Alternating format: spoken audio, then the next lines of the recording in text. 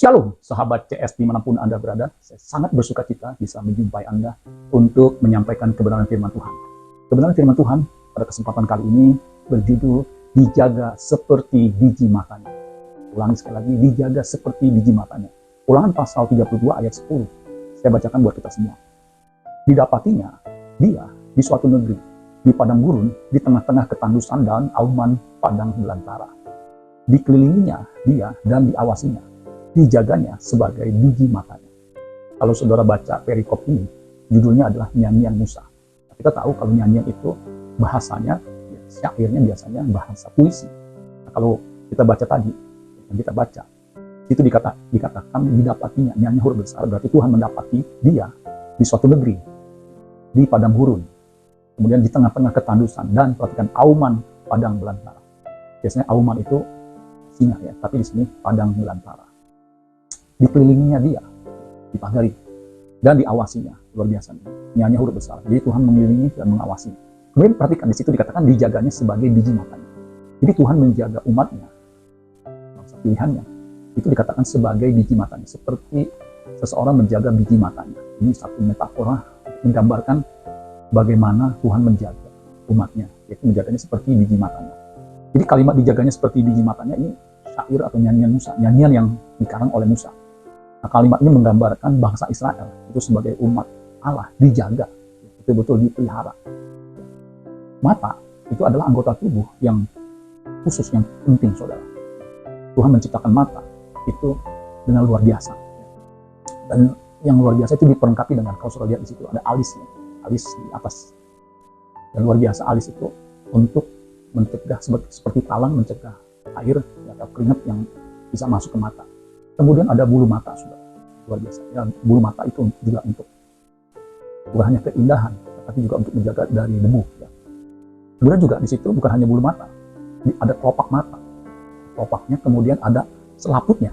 Nah, selaputnya itu bisa bergerak lebih cepat dari detik. Ya. Jadi ketika kedip itu cepat sekali, saudara sekalian, sehingga bisa melindungi mata dari angin atau dari debu. Nah, ini luar biasa. Terutama debu halus. Kalau orang baru operasi katarak, itu betul-betul dijaga matanya agar jangan kena debu, kena angin, kena asap, kena uap. Oh, Bapak tahu? Ya, saya tahu, saudara. Ya. Jadi Daud juga pernah, saudara, ya, itu menggunakan kalimat dijaga seperti biji matanya dalam Mazmur 17 ayat 8. Dikatakan begini, peliharalah aku seperti biji mata, sembunyikanlah aku dalam naungan sayapmu. Ya, dari titik ini dengan kalimat yang berbeda. Peliharalah aku seperti biji mata. Tadi seperti saya jelaskan, biji mata itu anggota tubuh bagian luar yang sangat terlindungi. Letaknya juga di atas, saudara. Bukannya di bawah. Memang ada mata kaki, tapi fungsinya beda. Ya. Jadi saudara sekalian, Daud mengatakan ya, dalam doanya, peliharalah aku seperti biji mata.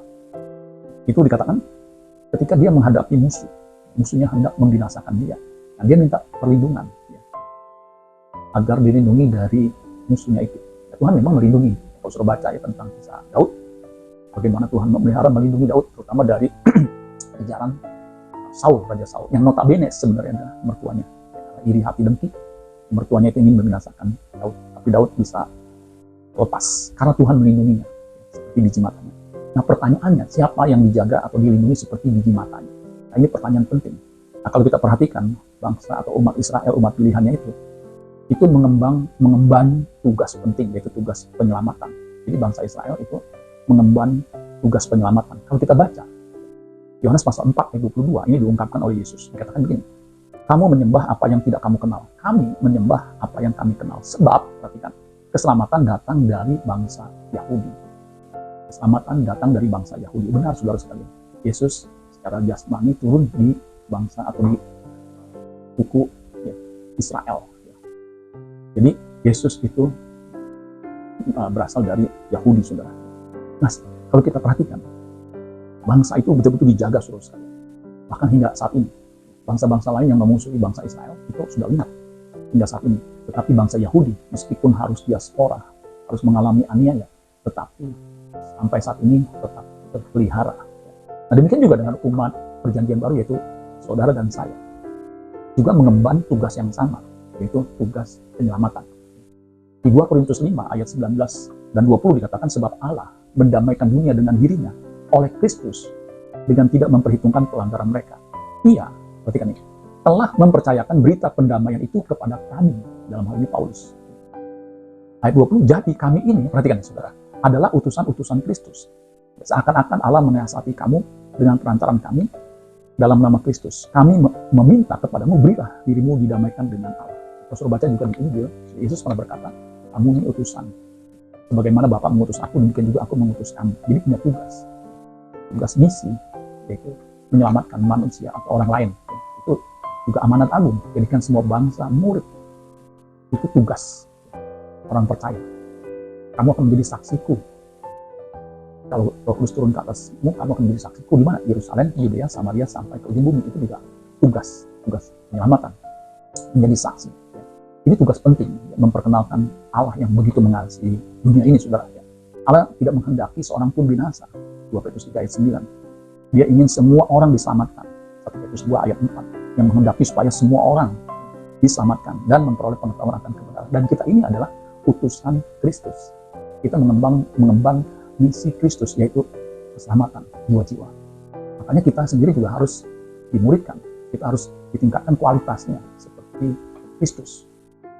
Di Filipi 2 ayat 5, hendaklah kamu dalam hidupmu bersama menaruh pikiran dan perasaan yang terdapat juga dalam Kristus Yesus. Jadi kita sendiri harus memiliki pikiran perasaan Kristus. Kalau disimpulkan, kita juga harus memiliki attitude, sikap, perilaku seperti Kristus. Karena keselamatan yang sesungguhnya adalah dikembalikannya manusia kepada rancangan semula. Itu segambar serupa dengan Allah. Memiliki gambar rupa Allah, karakternya harus seperti Allah. Yesus juga berkata, karena itu haruslah kamu sempurna, sama seperti Bapamu di surga adalah sempurna. Jadi mengenalkan pikiran perasaan Kristus itu sebenarnya adalah perilaku atau attitude Kristus. Maka terjemahan New English Translation untuk Filipi 2 ayat 5 itu dikatakan, you should have the same attitude toward one another that Christ Jesus had. Kalau disingkat, you should have the same attitude that Christ Jesus had. Kamu harus memiliki attitude yang sama seperti yang dimiliki Kristus ketika relasi dengan sesama. In relation to one another, you have the same mind that Jesus had. Artinya memiliki pikiran yang sama, cara berpikir yang sama seperti yang dimiliki Kristus.